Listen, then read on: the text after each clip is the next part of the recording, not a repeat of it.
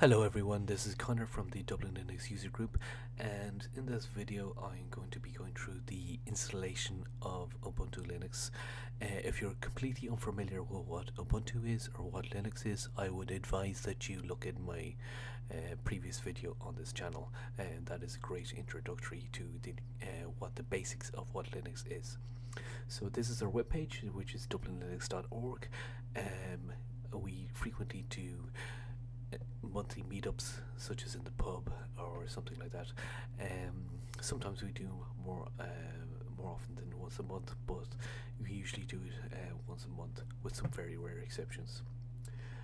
If you want to contact us, our email address is info@dublinlinux.org. We also have a Telegram group, and we're also on Slack as well. So if you want to get in touch with us on Telegram, you just click there, and if you have Telegram installed, it will bring you directly to the Telegram group that we have set up, which you're more than welcome to join. Or it will, if you click there on your mobile device, it will also direct you towards the store to download Telegram if you do not have Telegram installed. Once you have it installed, you can just click on the link there again, and it will direct you directly to the room to join the room. Okay, so this is how you go to install Ubuntu. So straight away I'm just going to go to the Ubuntu webpage, which is ubuntu.com. You go to downloads and then desktop, and your download should begin straight away.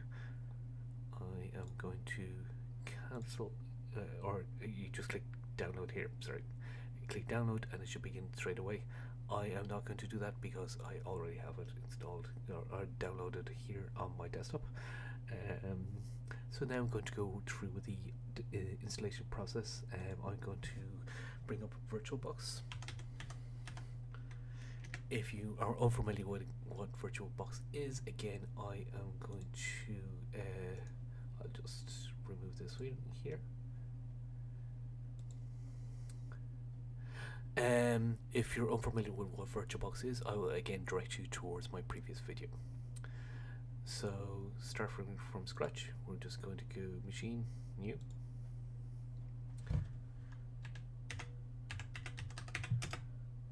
Ubuntu. It's automatically detected that it is Ubuntu. RAM, I am going to give this roughly 3.5 gigs, or sorry, 4.5 gigs of RAM, and it's perfectly okay. It defaults to 10 gigabytes. That is perfectly fine. Now I'm going to go through some of the settings of this virtual machine. System, processor, I'm going to give it 2 gigabytes. Display, I'm going to enable 3D acceleration and increase the video memory. Storage, remove, and we're going to choose the disk. There we go, on the desktop.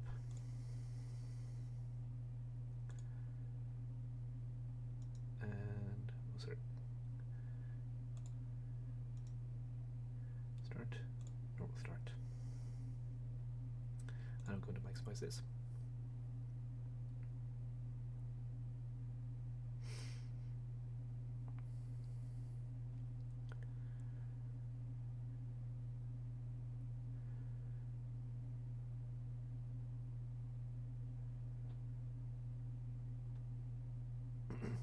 Now I will be doing this in real time, with some exceptions if it's taking a very long time without anything happening on screen, such as the installation of background files or something like that. I will pause the video and then come straight back, but it will give you an idea of roughly how much time this takes. Now, some Linux distributions do not automatically resize. Ubuntu has some extra features that, in the background, that allows us to automatically resize into the virtual environment. So the try Ubuntu option, this is if you want to put it onto a disk or burn it onto a disk, or to write it to a USB device, USB stick, and then you'll be able to plug that either disk or USB stick into your PC or laptop, and you'll be able to try Ubuntu without it overriding what is currently on your hard drive, whether it's Windows or Mac OS or whatever operating system you have. Just to give you an idea of whether Ubuntu detects your Wi-Fi card, that sort of thing. Just to, detects your graphics, has graphics drivers, so on and so forth. Just to give some very basic metrics, and then once you take out the USB stick or take out the disk out of the disk drive, then your computer will function as normal, so it doesn't overwrite anything. But for the purposes of this video, I will click install.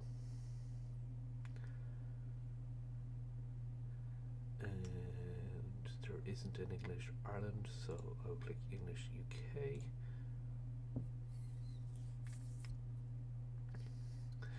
Normal installation. If you want a web browser, utilities such as Office Suite, games, media players, or minimal installation if you already know, familiar with Ubuntu Linux, and you already know what programs that you want, and the defaults are not necessarily the ones, or not necessarily your preference. You can click the minimal installation. I'm going to click the normal for the moment. I'm going to select normal. Download updates during the installation. This may take slightly longer, but it's something that I do recommend that you do.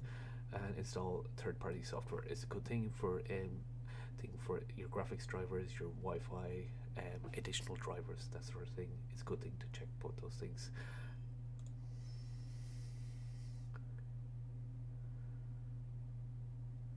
So continue.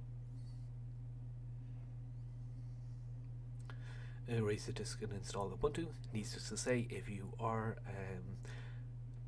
putting it on a laptop that already has an operating system, such as Windows or Mac operating system, it will come up with an option here saying we have detected Windows or Mac operating system.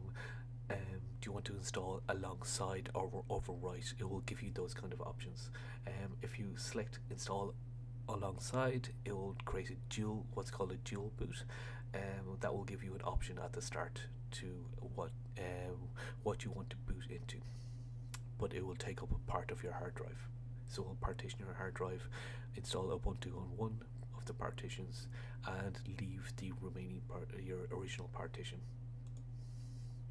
But for the purposes of this video, because this is a virtual hard drive, we're just going to click erase and install. So it's automatically detected I'm in Dublin, so that's correct.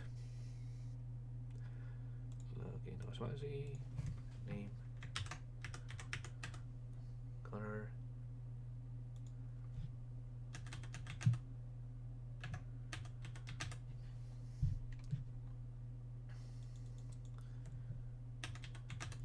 I think I mistyped the first time. Yeah, it's just a test, just for the sake of this video. I would recommend obviously creating a secure password for logging into your computer. So here you can see it's going through a slideshow of the various features. So I believe this will cycle automatically, but I will manually click through them. So this is your software store. So if you want to install things like Skype, Spotify, so on and so forth. This is your music player. Winbox is a very good music player. You'll be listening to music, podcasts, your radio, internet radio, that sort of thing. Displays your album art. It's a very good music player. This is your photo organizer. So Shotwell is a basic photo manager. It does some light editing, such as your exposure, contrast, and so forth. But mainly it's just to view your photos, cycle through them, so forth. It also suggests, so this is included by default, it also suggests these are available to install. GIMP is more of an image manipulator, think more like Photoshop. If you want something more like Adobe's Lightroom, which is more of a photo editor as opposed to an image manipulator, things like Digicam or Darktable are more photo editors rather than image manipulators. Yeah, you can see, so it actually does automatically cycle. Included software Mozilla Firefox is your web browser is included. It's a very good web browser. You can install things like Flash or Chromium. Chromium is the open source version of Chrome. You can install full Chrome, full Google Chrome, if that is what your preference is. Included software LibreOffice. So LibreOffice is your office suite. So LibreOffice Writer is your word processor. Think more akin to Microsoft Word. LibreOffice Calculator is more, or LibreOffice Calc is more to do with spreadsheets. So think Microsoft Excel. LibreOffice Impress is more presentation suite. So think of your presentation. So Microsoft PowerPoint. So the equivalent of Microsoft Word, the equivalent of Microsoft Excel, the equivalent of Microsoft PowerPoint. And you can see here the original motto. I don't know if they still have the motto, but the original motto for Ubuntu was Linux for human beings, which meant that they're quite good with their accessibility support. So assistive technologies you can see here. So if you're visually impaired, auditory impaired, any kind of those kind of disabilities, if you want to install a tool that will read out the icons for you, if you have any kind of visual impairment, that sort of thing, make the icons larger, that sort of thing. You can see you can also change the appearance, such as the themes, language support. So you can imagine. Sorry, I'll just go back there. So language support, you can imagine various points all across the world. Install your various kinds of languages wherever you're from. So help and support. You can see there's Ask Ubuntu, askubuntu.com, I believe it is. Excuse me. So that is where you go for support. There's kind of a community forum, and there's a local community team, that sort of thing. If you want commercial support or enterprise support, as sometimes referred to, Canonical, which is the company that's behind Ubuntu, will be more than happy to give you enterprise support for a certain fee. But if you want to do a rollout of your business or your university or something like that, if you say, listen, I have 10 or 15 PCs and I want to roll Ubuntu out on these PCs, but I also want a support contact, support phone number, support email address, that sort of thing, you will be able to get that from Canonical. Now, this installation may take a bit longer, so what I'll do for this moment is I will pause this here and then come back. Okay, so as you can see here, the installation has completed, so I will just click restart. That pause was literally only about 5 to 10 minutes. Please remove the installation media and press enter. So virtual post does that automatically, so I'll click enter. Yeah, so to give you a rough idea, this installation in total takes about 20 minutes. There, it should be rebooting.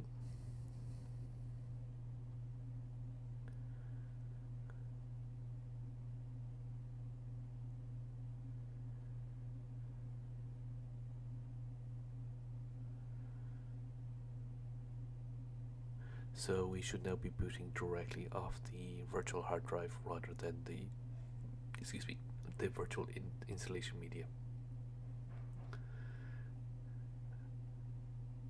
So this is new in the latest version of Ubuntu 18.04. A nice showcase of what's new in Ubuntu, because what they have done is they've changed the layout a bit. So they were previously using what they were developing in-house, which was a user interface called Unity, and now they're using the GNOME or GNOME interface. So we'll click next. So the live patch service, what that is it will prompt you to put in a username and password, to sign up with a username and password, and it just means that for free, for up to 3 devices, you will be able to do live patches, so do installations without rebooting your computer.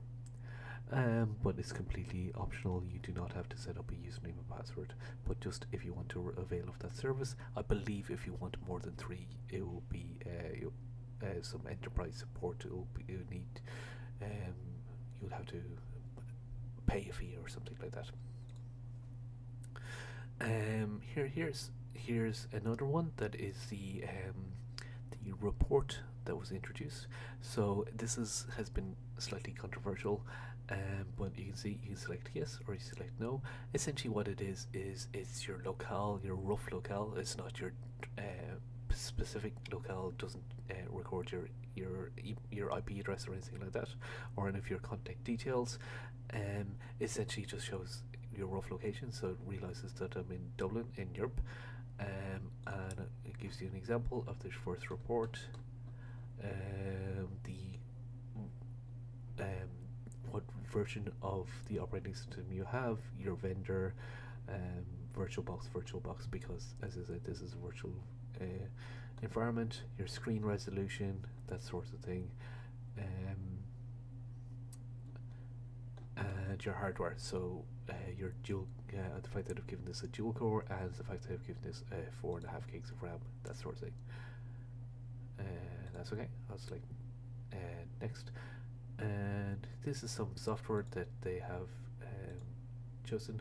So for example, Skype, Sublime Text, some games, that sort of thing. And I believe you just click on Skype, yeah, it'll bring you directly up to the installation page. It gives you, sorry, the images are just loading quite slowly. That could just be the virtual environment.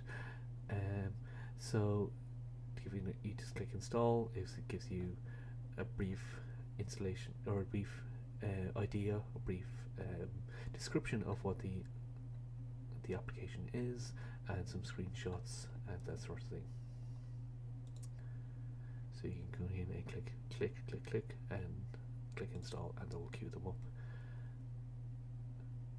So there's some installations. The updates have already been downloaded. Okay. Oh, so needless to say, there's more updates.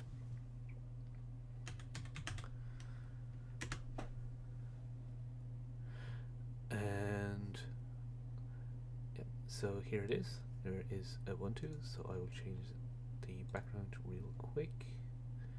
Just give you a demonstration of that. The background, and you can change the lock screen background as well.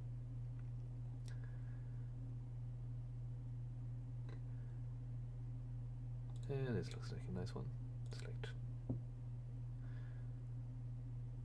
And bam, there you go.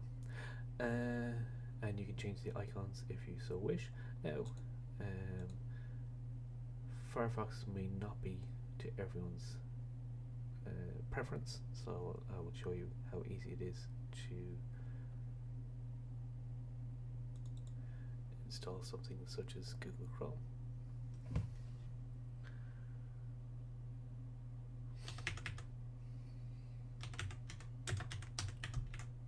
Again, if things are slightly slow and unresponsive, this could just be because it's in the virtual machine, so don't necessarily think that this is reflective of the operating system.